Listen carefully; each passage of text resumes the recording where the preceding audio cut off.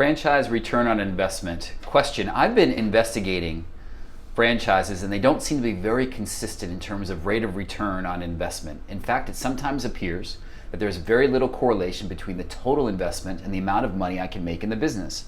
Is there a rule of thumb that applies to ROI and franchise opportunities?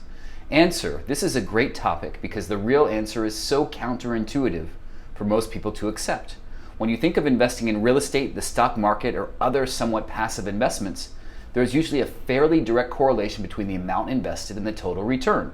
Returns of 10 to 15% per year on invested capital are normally considered very good. Most people intuitively understand that the more you invest, the more you'll get back. Spend more, get more is an accepted fact of life. The problem is that this fact just isn't true in franchising. The flaw in applying this same logic to franchising is that the investment is normally not passive. In addition to your capital, you're investing a fair amount of your time and management talent as well.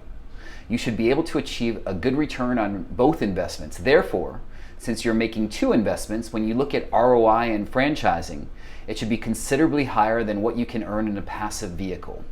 Returns in franchising vary all across the board. In most cases, the return expressed as a percentage of the total investment is usually smaller on high investment franchise opportunities than on low investment opportunities. The reason has everything to do with leverage.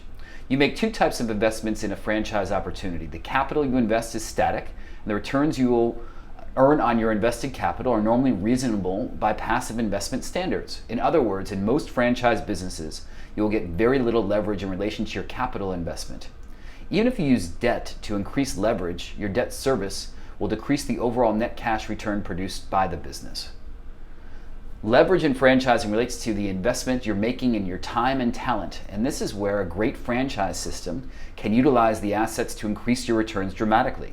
The franchisor develops a system or method of operation that employs the franchisee's time in a manner that drives the income from the business to levels that are not available from an investment of capital alone.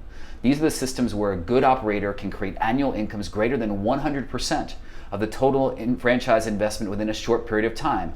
That's effective leverage.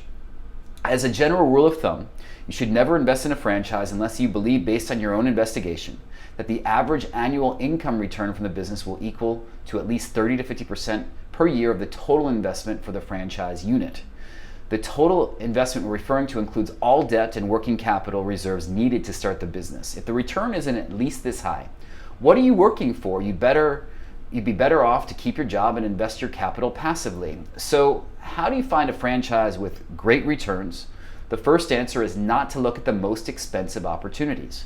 You want to find the ones with great management leverage. These are often franchises with total investments of less than $200,000. And in some cases less than $50,000. Diamonds often come in small packages.